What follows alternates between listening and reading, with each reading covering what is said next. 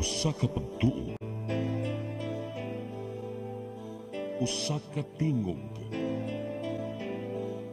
usa ka katawhan.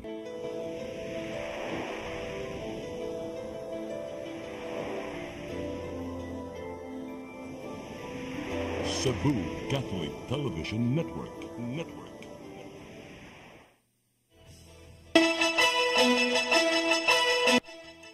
Uluhan sa mga balita sa Sayre 47. Mga infrastructure projects sa kagamahalan sa syudad sa Sugbo exempted sa election ban sa Commission on Elections.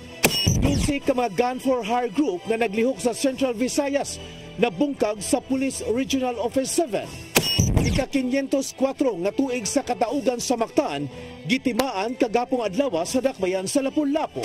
Usa patay, 5 naangol sa paggahugno sa second floor sa gitrabahong istruktura sa Cebu Lights Industrial Park sa dakbayan sa Lapu-Lapu. Sugbo, Kabisayan ug Mindanao, Pilipinas ug katawhan kutos maabot atong Sibya sa tibuok kalibutan mayong hapon. Live kita karon sa CCTN Channel 47 ug kini ang tulumanon sa nag-unang kasayuran nga angay natong masayran. Ako si Dennis Tabar. Tulumanon sa patas ng mga balita ug opinyon. Ako si Danica Caballes. Kini ang Sayre 47.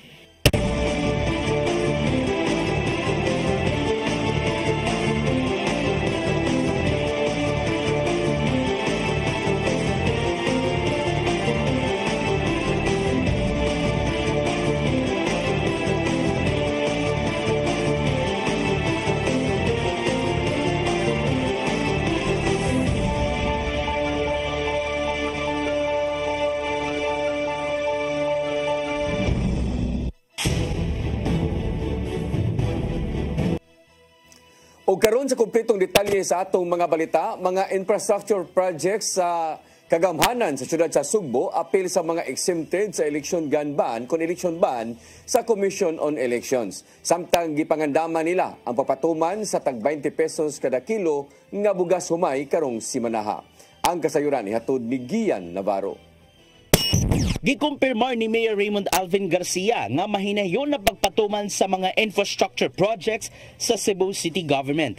Exempted din noon sa Commission on Elections ang moabot sa 91 ka mga proyekto sa gipatumang election ban. Apil nini ang katukuran sa duha ka mga eskwelahan o usa ka oval sa barangay Hipodromo ning syudad. Sumapa ni Garcia nga naduso hino na mong request dito pag Nobyembre. Gawa sa mga infrastructure projects, danang gi-exempt sa COMELEC ang mga social services programs sa LGU. Kiniuman nga mipadangat na sila og petisyon ngadto sa uluhang buhatan. So there are three things. No, first is when we wrote them a letter, they replied what is included and what is not included. And then they acted already on our social services sa first. And then now is the second infra. So social services naman na, infra na sad ang sunod. Apan gilaw man gyapon ni Mayor Garcia nga malakip usab sa exemption ang paggapod sa Charter Day bonus ngadto sa mga regular o casual employees sa Cebu City Hall. Sanglit giapas nila sa nanglabing mga semana ang mong hangyo aron tugutan ang mong bonus nga nagkadidad og dag 35,000 pesos matag usa. Okay, pero we're progressing day. I'm keeping my fingers crossed kay ang atong mga empleyado nanikad na labi nang nagkupot og kamera.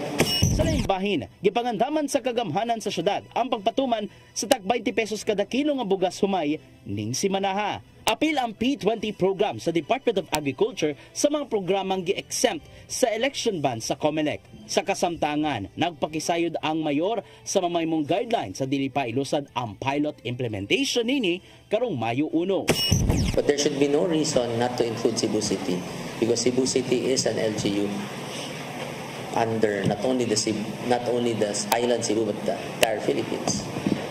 Daan ang gihimugatan ni Gobernador Gwen Garcia sa milabayng semana nga dili pamulitika o dili usab vote buying among programa isip saad sa kasamtangang administrasyon. Gian Navarro, CCTN News. Police Regional Office 7 mutuki uban sa Commission on Election labot sa 5 ka lugar sa Central Visayas nga nabutang sa yellow category subay sa nagsingabot nga eleksyon. Ang kasayuran hatod ni Arnold Bustamante. Mula pa hingpit na makita ni Police Brigadier General Rodrigo Maranan, hepe sa Police Regional Office 7 ang dokumento, may kalibutan siguro watang pamahayag sa Commission on Election 7 nga doon na nagiilang yung yellow category sa Central Visayas sabay sa nasigabot nga national and local election sa Mayo 12. Mato ni Maranan nga ilakining hiskutan ato sa Regional Joint Security Control Center meeting uban sa COMELEC o sa Armado Kusog sa Pilipinas karong adlaw. Base sa pamahayag ni Attorney Francisco Pobe sa interview sa mga sakop sa media, iyang gibutyag nga doon 5 ka mga dapit sa Region 7 ang gikonsidera nga yellow category, 4 nini naa sa probinsya sa Sugbo nga naglangkob sa dakbayan sa Mandawi, Daan Bantayan, Dalaget ug Argao, samtang sa lalabigan sa Bohol kini mao ang lungsod sa San Miguel. Kini girekomendar sa Local Joint Security Control Center kon LGSCC nga ilapausab nga tukiun atol sa regional meeting uban sa kapulisan. Sa pangutanan kung unsa himuon sa kapulisan atol sa deployment sa ilang mga personnel, mato ni Maranan nga dako ang posibilidad nga ila kining patutukan elibinas sa gidaganon sa mga pulis ug sundalo. Dugang ni Maranan nga naa na sila sa last phase sa ilahang pagpangandam sa eleksyon, gani doon na sila himong simulation exercises. Well, hindi ko pa nakita yung document na yun, ano? And we will still seek the as a guidance of our COMELEC, and on Monday magkakaroon kami ng RJSCC at doon ay malalaman ko kung ano yung nire-recommend ng mga provincial joint security councils. Sa unang simana sa Mayo, muhimog skeletal deployment ang Pero 7 subay sa papangabot na sa mga makina o kagamitan sa eleksyon nga gipangbutang na sa COMELEC Hub o sa Treasurer's Office. Gipahibaw ni Maranan nga silang tanang personal sa Pero 7 ang i-deploy sa matag polling centers atol sa adlaw sa piniliay. Arnold Bustamante, CCTV News. 12 ka mga gun for hire group ang naglihok sa Central Visayas nga nabungkag na sa Police Regional Office kon PRO7 sukan gigihusgan ang paglutos nini gikan sa Enero hangtod sa buwan sa Abril. Ang kasayuran ihatod pagbalik ni Arnold Bustamante. Gipasigarbo sa Police Regional Office 7 nga mabot na sa 12 ka mga gun for hire group ang ilang na neutralize sukad nila gisugdan ang paglutos ni kan Enero 12 hangtod sa Abril 2025 sa mga subsug operation bato ni Police Brigadier General Rodrigo Maranan, hepe sa kapulisan sa Central Visayas nga nakasikop na sila og dulan sa 40 ka mga membro nini og pagkasakmit sa 300 ka mga loose firearms atol sa pagsugod sa election period natong Enero 12, 2025. May pagawas og kamanduan si Police General Romel Marbil sa tanang Police Timog Pilipinas nga puhagon ang criminal gangs nga naglihok sa matag lugar subay sa pagpangandam sa seguridad sa national ug local election sa Mayo 12. Ating accounting simula nung nagbigay ng kautusan ng ating Chief Philippine National Police General Romel Francisco Marbil simula nung January na nagkaroon ng gun ban at election period.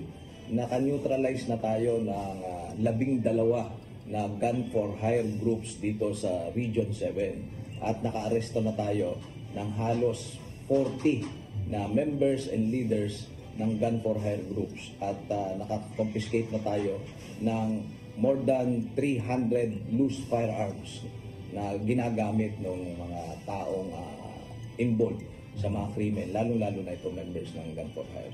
Dugang ni Maranan, patutukan niya karon sa pagsikop ang mga gun manufacturer nga naglihok sa probinsya sa Sugbo nga may tinubdan sa loose firearms ang gipanggamit sa mga kriminal. Duha na lang kasimana, eleksyon na, nga may hinungdan nga iyang gimanduan ang tanang City Provincial Police Office nga pakusgan pa ang ilang kampanya batok sa mga criminal gangs para makaabot ang kamalinahon sa piniliay.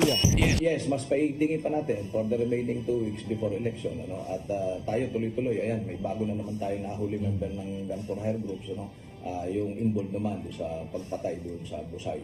So tuloy-tuloy ang ating kampanya laban sa mga gun for hire. Diyatong naging semana, doon ay usa ka hitman sa usa ka gun for hire group ang nadakpan sa Mabuno Police Station nga mo responsable sa pagpusil patay sa usa ka lalaki sa Barangay Busay. Wala lang una kininganli sa kapulisan tungod kay doon na siya gitugan kung kinsa ang ilang leader sa grupo nga may nagsugo kaniya sa paghimo sa krimen. Ang maong leader gingong nagtago-tago na kini sa usa sa mga lungsod sa probinsya sa Sugbo nga dalang bigit usab sa illegal nga drugas. Arnold Bustamante, CCTV News. Ni pahigayon og simulation exercise ang kapulisan sa Lapu-Lapu niadtong Sabado, Abril 26, sulod sa session hall sa Lapu-Lapu City Hall, subay sa nagkaduol nga national ug local election karong Mayo 12. Lakip kini sa ilang pagpangandam alang sa hugot nga seguridad sa adlaw sa piniliay. Gipangandaman nila ang angayan nilang buhaton kung adunay may tabong hostage taking sa canvassing area o adunay may tabong mass protest. Sa maong CIMEX, gisukod ang katakos o kapaspas sa pagresponde sa kapulisan ug uban pang mga ahensya sa gobyerno. Ato sa pagpahigayon ni ini, anausab ang presensya ni PRO7 Director Redrico Maranan. Like ato, duha ka senaryo gibuhat ato. During canvassing, kami hopefully di may tabo, pero at least prepared lang ato mga kapulisan. Simbako during canvassing na ay mga hostage, unsay ato ang preparation nga buhaton. Then unsa kapaspas ang mga reaction unit nga considering mo fail ang negotiation, unsa sa ang kapaspas ang mga atong responde sa katong tactical operation ato.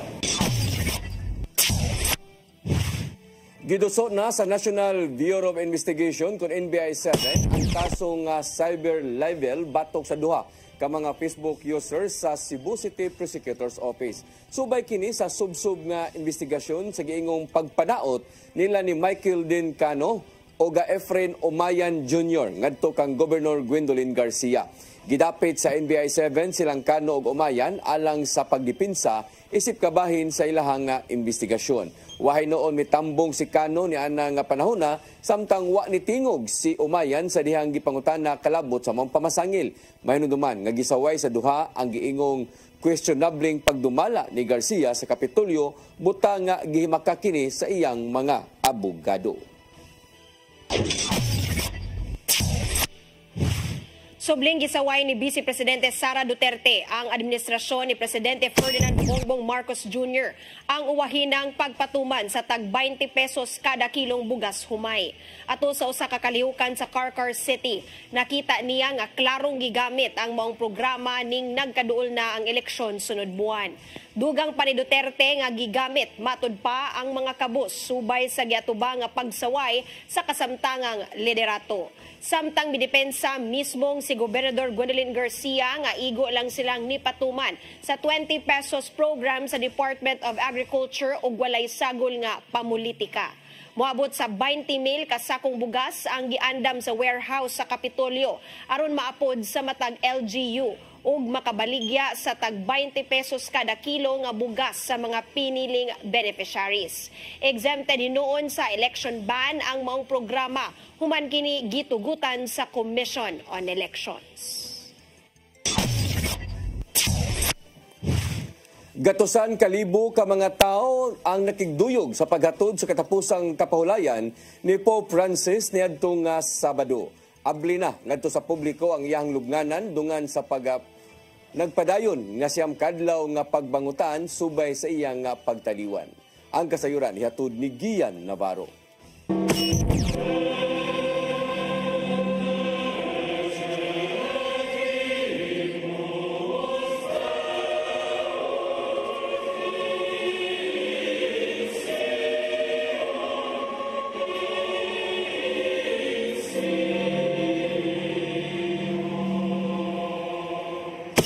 Sihan sa kalibutan ong Kristohanon ang yanong apan emosyonal nga pagpanamilit o paglubong sa giilang People's Pope nga si Pope Francis. Sa Vatican City pa lang, moabot na sa halos 200,000 ka mga tao ang nisaksi sa maong talagsaong seremonyas.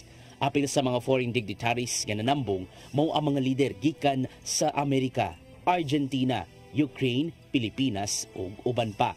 Gisugdan kini sa kasantos nga misa pinanguluhan sa Dean sa College of Cardinals nga si Italian Cardinal Giovanni Battista Re. Gibalik lantaw sa kardinal ang mga nahimo sa 88 anyos nga Santo Papa sulod sa 12 ka tuig niyang pagdumala sa simbahang Romano-Katoliko. Gipatigbabaw sa iyang mensahe ang magagagahom sa Espiritu Santo aron mas mapaduol pa ngadto sa Ginoo ang ubang mga taong napasagda na tungod sa mga hagit nga ilang giatubang. The Church, determined to take care of the problems of people and the great anxieties that tear the contemporary world apart. A church capable of bending down to every person, regardless of their beliefs or condition, and healing their wounds. Noon nahimong yano ang pagpalubong ug ang rito sa maong seremonyas kang Pope Francis tungod sa giuyunan niyang kausaban sa proseso diin. Pirmado na kini nitong Abril 29, 2024. Sama na lang sa paghaya siyang patayng lawas sa St. Peter's Basilica, imbes nga didto unta sa Palasyo Apostoliko.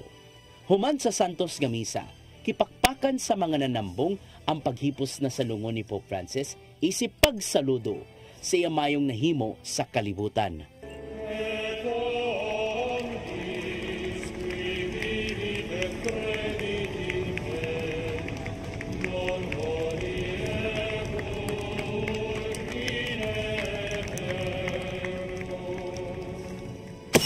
Dala na ang patayng lawas ni Pope Francis sa Basilica of St. Mary Major, diin gisukad kini sa daghang mga pineriso, migrante ug ubang mga kabus.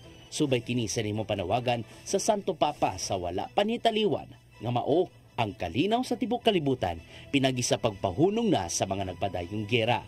Abli pa sa publiko ang lubnganan ni Pope Francis aron makapadangat ang ubang mga Katoliko sa katapusang pagyukbo. Subay kini sa pagpatuman sa Novemdiales o siyam kaadlaw nga pagbangutan sukad sa pagtaliwan ni Pope Francis.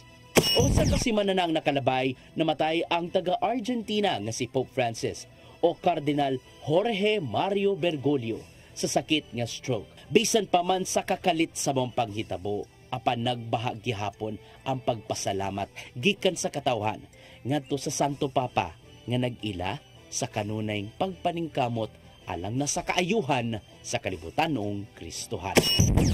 Kian Navarro, CCTN News.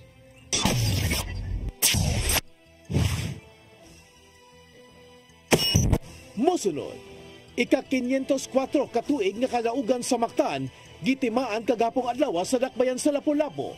Kanaog daghan pa mga balita sa pagbalik sa Sayre 47.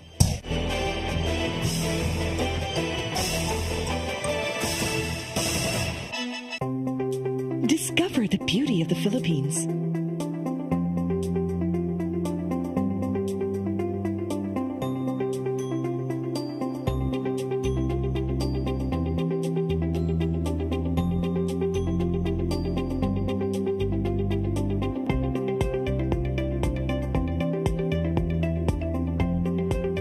With Philippine Airlines, the country's flag carrier.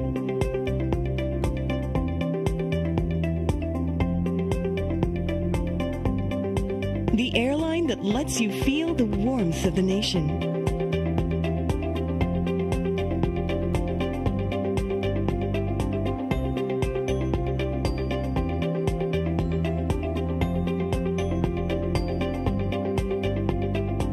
Mabuhay!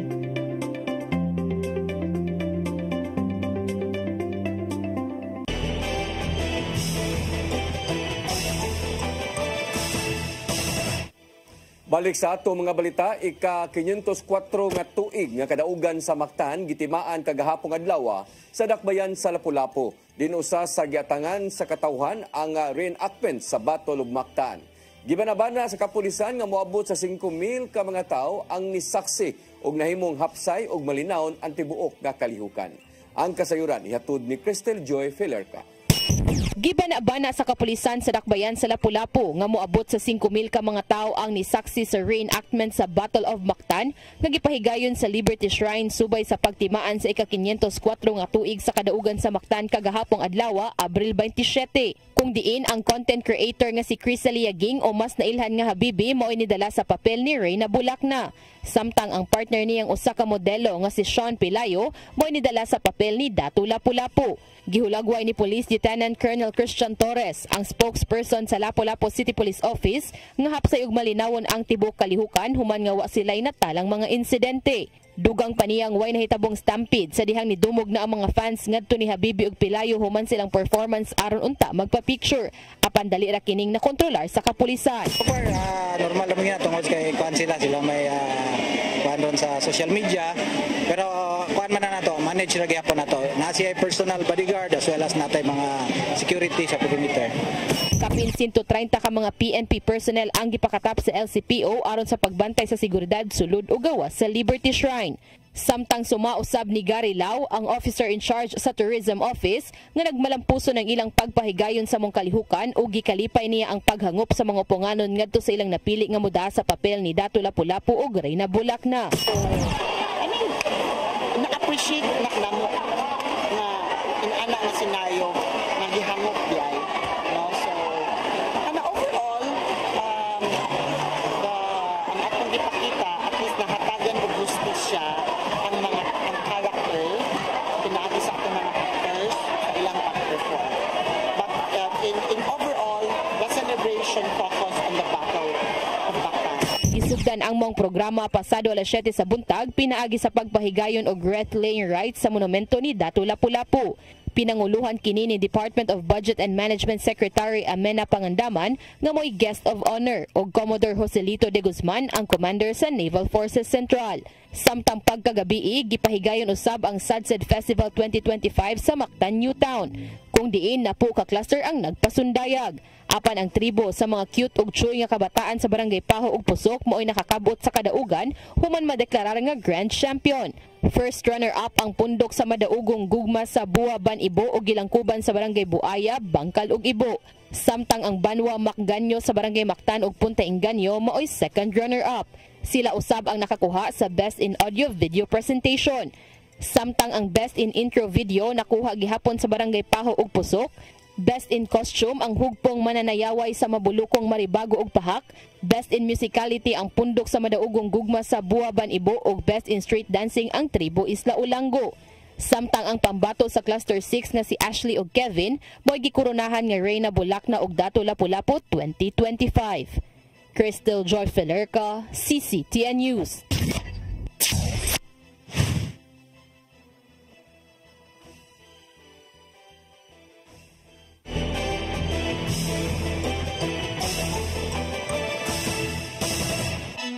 Kaiba sa mga politiko, matagal nang ginagawa ni Ariel Querubin ang ipaglaban tayo. Kahit sariling buhay inaalay. Ngayon, iba ang laban. Pero tuloy ang misyon ni Ariel Querubin, ang ipaglaban tayo. Kung medalya ang sukatan at hindi pera, si Ariel Querubin ang ating bayani na karapat-dapat sa Senado. Pag may Ariel Querubin sa Senado, may bayani tayo sigurado. Ito ang programa kung saan magko-collaborate ang ating mga ozone na doctors para ibahagi ang kanilang kaalamang medikal. I believe with all my heart that the Lord is allowing us to understand that He's the one who are extending this life and we have to take care of our body. Yes. Matag episode, among ipaambit ninyo ang mga healing testimonies. Every day, pag gising mo, iisip ko kung ilang taon na lang yung itatagal ko. Yung ganun. This is your path to a new start. OzoneMed Wellness Clinic New Start. Napapanood every Saturday, 8 to 9 a.m. Og ang replay airing matag Miyerkules, 1:00 hangtod 2:00 sa hapon. Dinhilang sa CCTN Channel 47.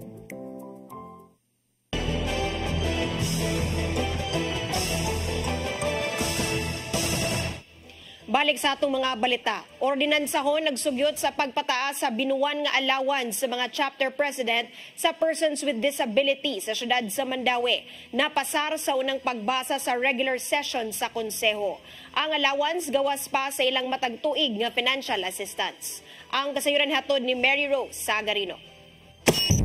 Gikan sa 2,000 pesos nga binuwan nga allowance sa mga chapter president sa person with disability sa syudad sa Mandaue, gisugyot karon nga patasan kini ngadto sa 4,000 pesos. Ang ordinansahon kabahin niini ang napasar sa unang pagbasa atol sa regular session sa konseho kaganinang buntag. Moabot sa 31 ang chapter president sa PWD sa Mandaue. 20 city ang gi-elect sa miyembro sa matag barangay ug upat ang giduga nga chapter president alang sa mga Blind Association, Women with Disability, Federation of the Deaf ug Children with Disability Association. Giingon nga ang allowance ihatag aron makatabang kanila sa paglakaw-lakaw sa ilang mga meeting o pag-follow up ngadto sa mga miyembro. Ang ilang rason kay ang nagandam kalisod ang panahon and then need nila ang more allowance para makafunction sila. Ang binuwan nga allowance gawas pa sa tinuig nga pinansyal nga ayuda alang sa mga PWD. Ang tanang rehistradong PWD sa Mandawi ang nagdawatan og tag 10,000 pesos nga ayuda nga tungaon sa duha ka hugna. Bago lang napatasaan ang financial assistance sa PWD ni atong Pebrero gikan sa 8,000 pesos. Mary Rose Sagarino, CCTN News. Karon ng Biyernes, magsugod ang laing hugna sa amnesty program sa siyudad sa Mandawi alang sa mga na-impound nga sakyanan sa tuig 2023 ug mas dugay pa. Mulungtad ang amnestiya sud sa 3 ka buwan o hangtod sa Hulyo 30. Ang amnestiya, ang mga tag-iya og sakyanan mobayad lang og 1,000 ka pesos alang sa ilang storage fees gawas pa sa ilang traffic violation. Katuyuan sa programa nga matabangan ang mga tag-iya og maklim ang ilang sakyanan og aron mausab nga mapaluagan ang puno nga mga impounded areas sa Traffic Enforcement Agency of Mandawi. So ako nanawagan ninyo nga unta inyuhang mao na ni ang pinakadako nga oportunidad nga inyuhang makuha no ang inyuhang mga impounded nga mga vehicle. So pwede ra mo adto mo sa opisina nya ang ato ang gikuanan na 8 to 5 sa ang oras na to from Monday to Friday. So pwede na ninyong makuha. Nakamugna og kahuot sa dagan sa trapiko ang pagkatagak sa moabot 30 ka tray sa itlog sa barangay Laray, Dakbayan sa Talisay. Matod sa City of Talisay Traffic Operations and Development Authority kon City Toda nga wala nit natarong sa paghigot ang ilang kargamento sa ilang delivery cab. Hinungdan nga nagkatag sa dalan ang 900 ka mga itlog maong nagtinabangay ang mga residente sa paghipos. Hinuon daling niresponde ang mga sakop sa City Toda aron mahinlo pagbalik ang karsada. Awhag nila ngadto sa ubang mga nag-deliver nga siguraduhong maayo ang pagkahigot sa kargamento aron malikayan ang disgrasya. Giawhag sa konseho sa siyudad sa Sugbo ang Cebu City Transportation Office nalitan ang pagpark sa mga sakyanan daplin sa karsada habig sa Osmeña Boulevard. Matod sa giduso nila nga resolusyon nga tagamtaman sa mga pasahero ang nagkabugat nga trapiko sa maong dalan tungod lang sa dili otorisadong parking spaces. Samtang apektado ang pagbaktas sa mga tao sa Dan Osmeña, ilabi na kadtong mga naglisod na sa ilang pananaw nga nagsalig sa pavement. Nakahatag usab og kasamok sa pananaw sa bisita ang mga sakyanan nga naara sa daplin. Tungod niini, gihangyo usab sa konseho ang CCTO nga ilakip usab sa pagbantay batok sa mga badlungong motorista ug uban pang mga dagkong karsada dinhi sa syudad. Department of Labor and Employment 7 magpabiling hugot sa pagsubay sa mga kumpanya kung nisunod ba sa Occupation and Health Safety Standards. Nagagikan sa mga construction companies ang labing daghang mga natalang aksidente sa milabay nga tuig. Ang kasayuran ni Hato ni Gian Navarro. Nagpabiling hugot ang kampanya sa Department of Labor and Employment 7 aron masigurong luwas ang gitrabawan sa matag empleyado. Sa ilang datos sa miaging tuig, nagagikan sa construction companies ang labing daghang natalang insidente sa pagkaangol sulod sa trabahoan nga niabot og 50. Gisundan usab kini sa Information and Communication ug Transportation and Storage. Mato di Regional Director Attorney Roy Bonafe nga alarming gapon sa ilang buwatan kung adunay may tabong usa ka matang sa aksidente sulod sa trabahoan. Mampakusgan pa nila ang mga programa aron masiguro ang kaluwasan sa mga trabahante gikan sa regular site inspections, toolbox meetings, safety orientations ug uban pa.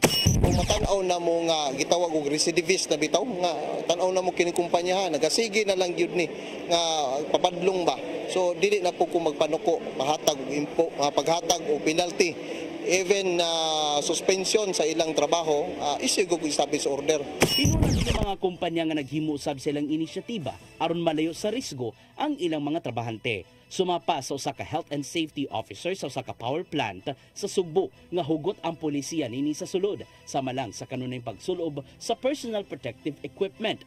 Gawas kini silang inspection sulod sa trabahoan kung nasunod ba sila sa taas nga safety standards.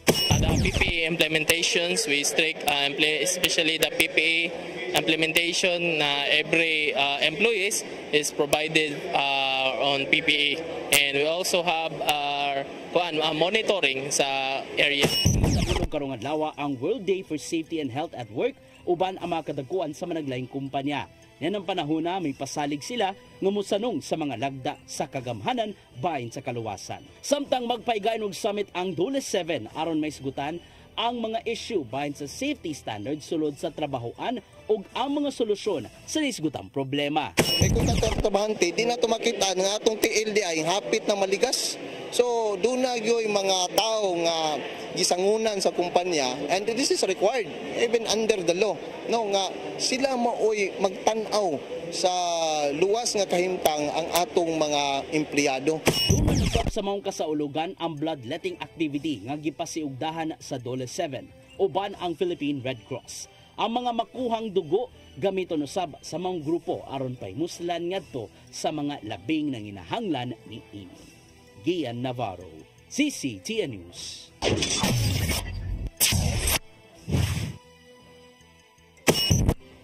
Mosunod, usa patay 5 na angol sa paggahugno sa second floor sa gitrabahong istruktura sa dakbayan sa Lapu-Lapu. Kana og daghan pa mga balita sa pagbalik sa Sayre 47.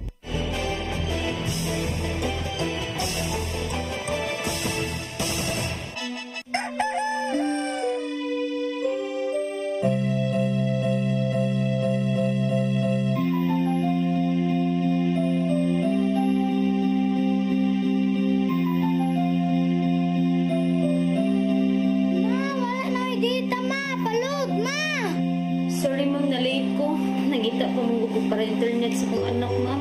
Ay, wala na yung problema. Sinisibu! Sinisibu! Sinisibu! For your internet connection. And for the signal of your cable TV. So fast and straight that transmission to your home. Sinisibu! Sinisibu!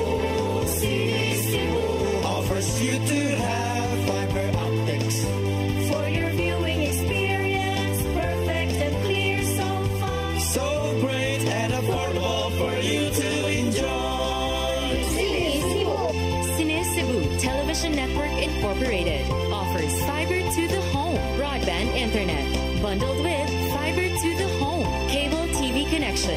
Sinisibu Television Network Incorporated, with its operation in Metro Cebu and the whole province of Cebu soon. And affordable for you to enjoy. Sinisibu!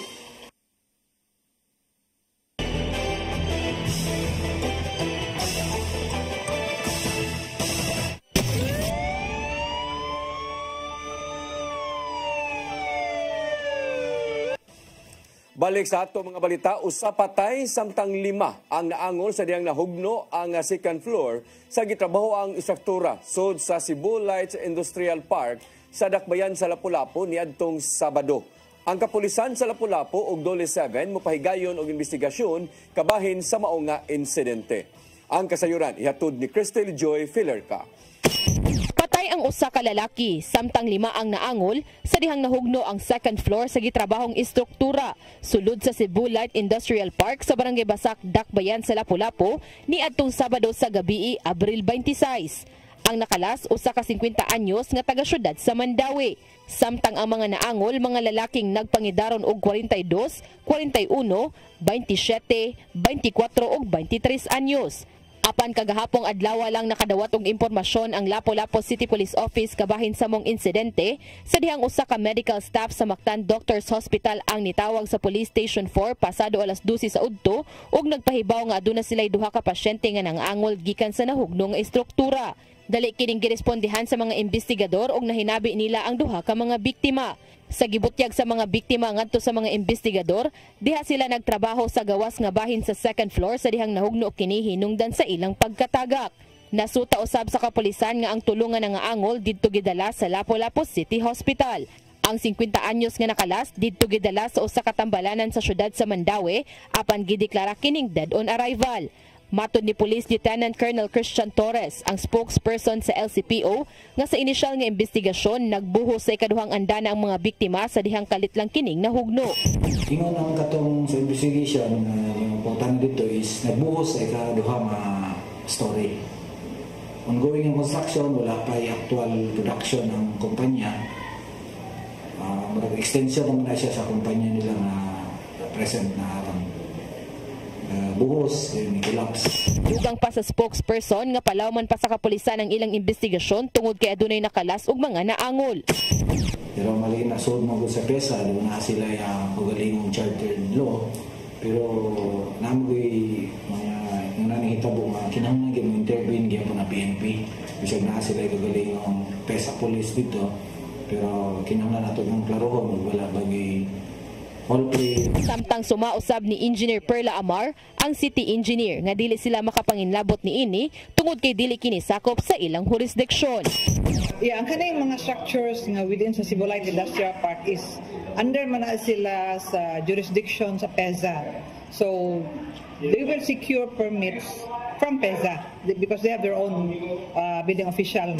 Gisuwayan pa pagkabot sa CCTN News Team ang habig sa kumpanya nga gitrabahuan sa mga biktima ug lakip na usab ang Cebu Light Industrial Park.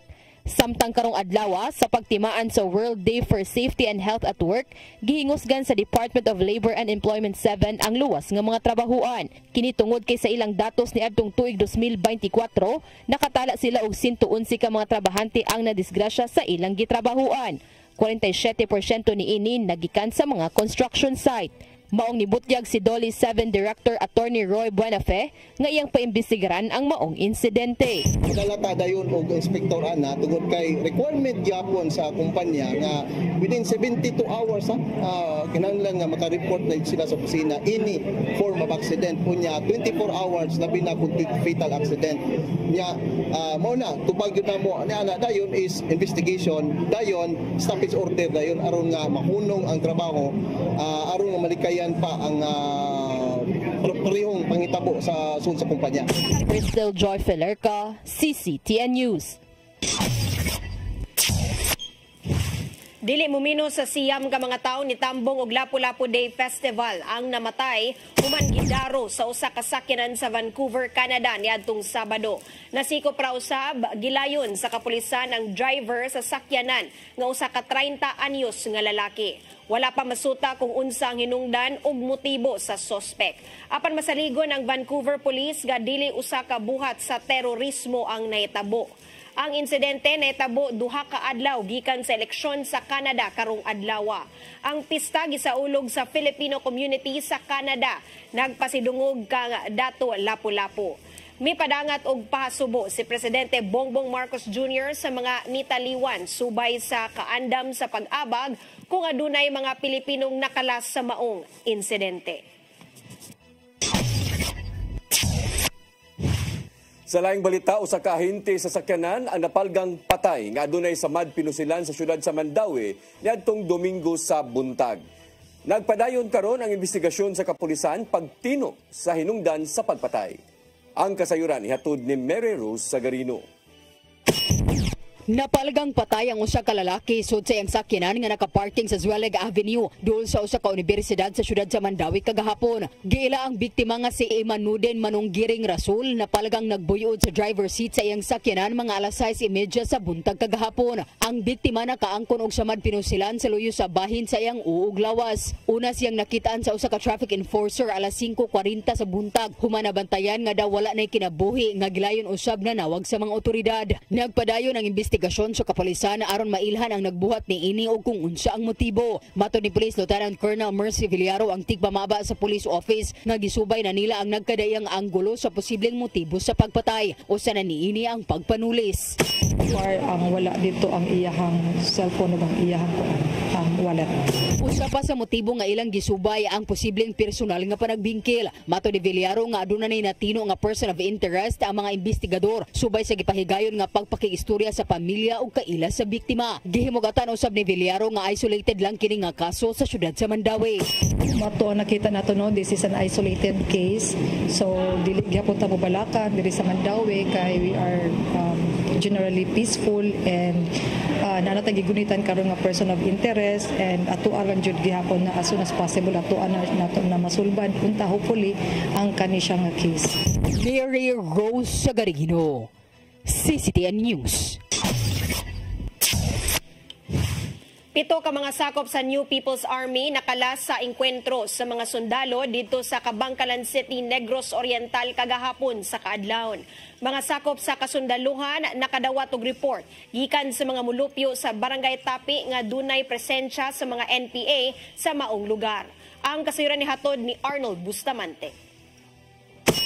7 ka gito ang sakop sa New People's Army ang nakalas sa nitong engkwentro sa mga sakop sa 47th Infantry Battalion o 11th Infantry Battalion ubos sa 302nd Infantry Brigade sa Joint Task Force Pier sa Barangay Tapi, Kabangkalan, Negros Occidental. Nagsugod ang binayluay sa mga bala alas 5:30 sa buntag human nga ang 47th IB ni responde sa nanawat niini nga report nga dunay komunistang grupo nga NPA nga nasa mga repeat. Pipila ka minutos ang nakalamay. Laging kwentro ang ganitabo sa alas 5:35 o gagisundan kini pag alas 6:09 sa buntag nga naglambigit sa blocking forces gikan sa 11th IB o ang ikaupat nga enkwentro na hitabo alas 6:50 ato sa pagukod sa mga sakop sa 47th IB sa mga misibat nga NPA. Ato sa gihimong clearing operation misugat sa mga mata sa mga sundalo ang 7 ka mga patayng lawas sa mga sakop sa NPA o pagkasakmit sa 7 usab ka mga tag-as nga kalibre sa armas nga naglangkob sa 9 ka N16 rifles o usa ka N203 grenade.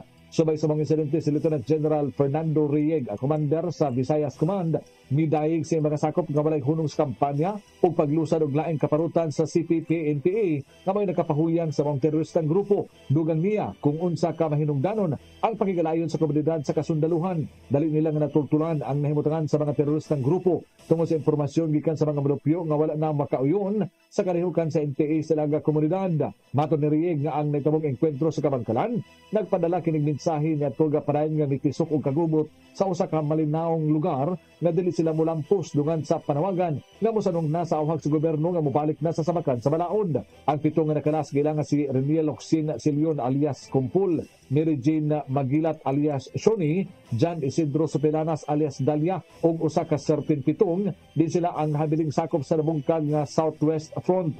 Samtang ang laing tulo mao sila nga John Ray Mijares alias Jai, Glendale Tinio Mijares alias Ayin ug Charity Amakan alias Cha nga sakop sa Kani Southeast Front. Arnold Bustamante, CCTN News.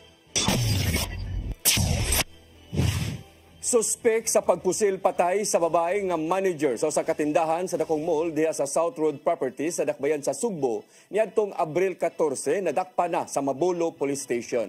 Suspek miangkon sa krimen og lakip sa iya gagitug-an kung kinsa ang nagsugo kaniya. Ang kasayuran ihatod ni Arnold Bustamante.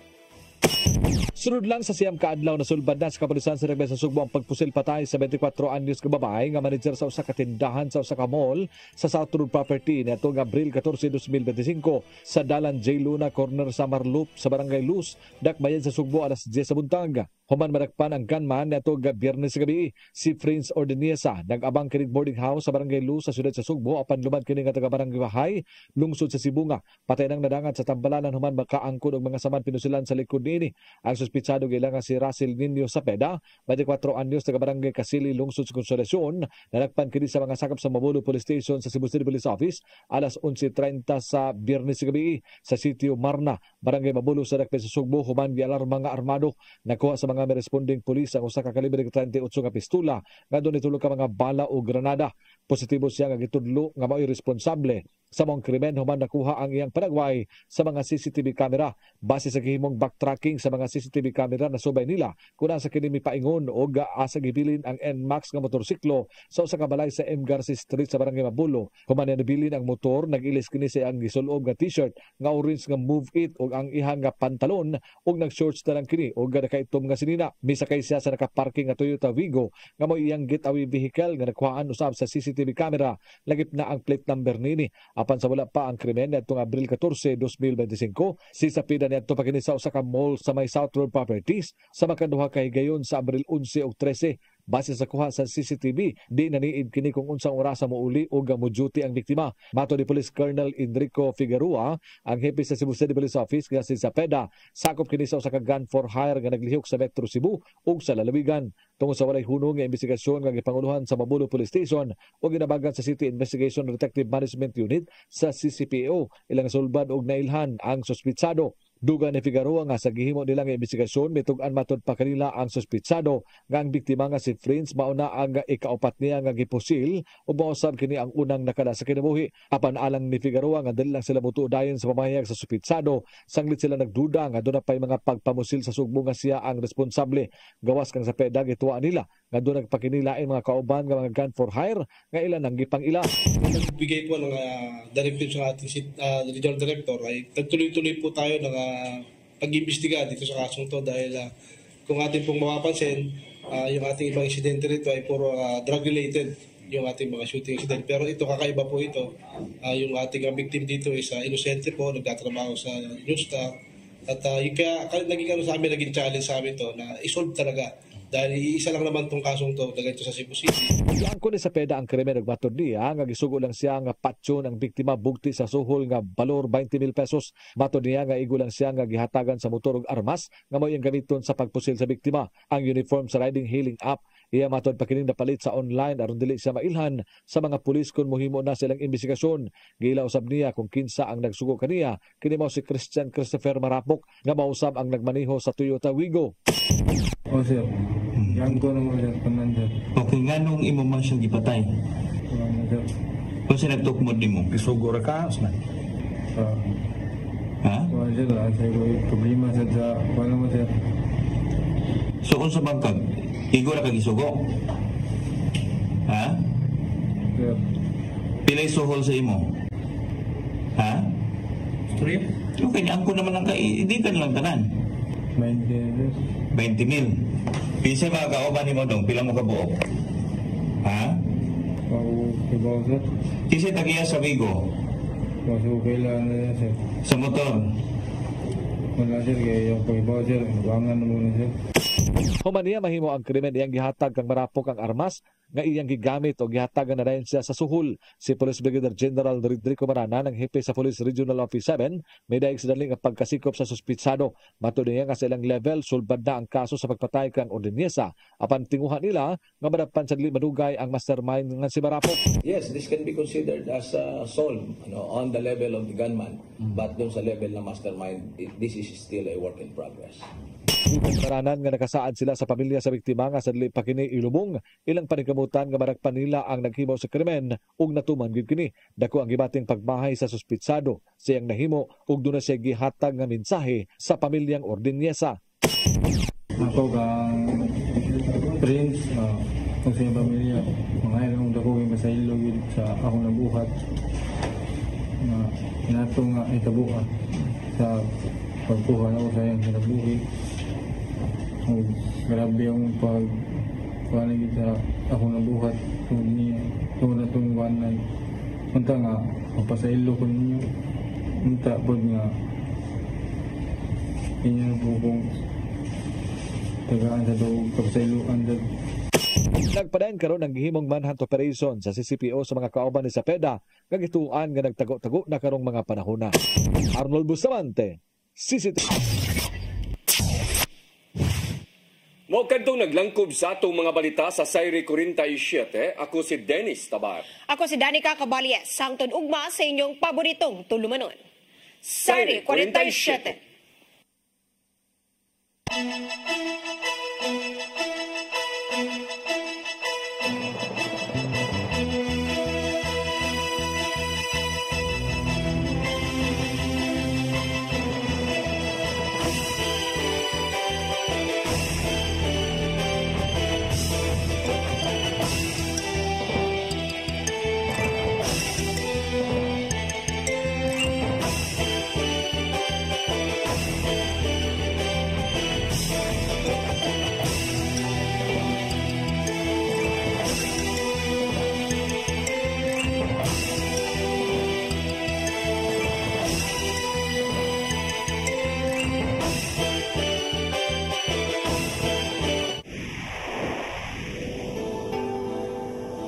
usa ka pagtuo,